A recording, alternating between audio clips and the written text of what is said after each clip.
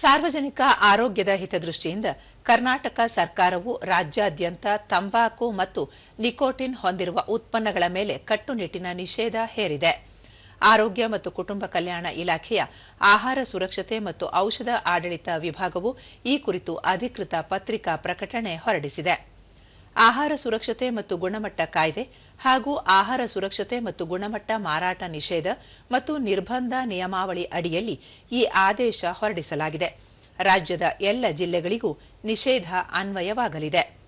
ತಂಬಾಕು, ನಿಕೋಟಿನ್ ಹೊಂದಿರುವ ಗುಟ್ಕಾ, ಪಾನ್ ಮಸಾಲ ಸೇರಿದಂತೆ ಅಂತಿಮ ಉತ್ಪನ್ನದಲ್ಲಿ ತಂಬಾಕು ಅಥವಾ ನಿಕೋಟಿನ್ ಹೊಂದಿರುವ ಯಾವುದೇ ಉತ್ಪನ್ನಗಳಿಗೆ ನಿಷೇಧ ಅನ್ವಯವಾಗಲಿದೆ.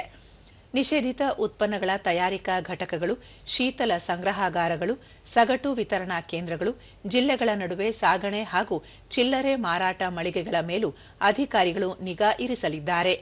ಆಹಾರ ಸುರಕ್ಷತಾ ಅಧಿಕಾರಿಗಳು ಹಾಗೂ ಸ್ಥಳೀಯ ಪೊಲೀಸರು ಸಗಟು ಮಾರುಕಟ್ಟೆ, ಗೋದಾಮುಗಳು ಮತ್ತು ಅಂತಾರಾಜ್ಯ ಗಡಿಗಳಲ್ಲಿ ದಿಢೀರ್ ತಪಾಸಣೆ ನಡೆಸಲು ಅಧಿಕಾರ ಹೊಂದಿರುತ್ತಾರೆ.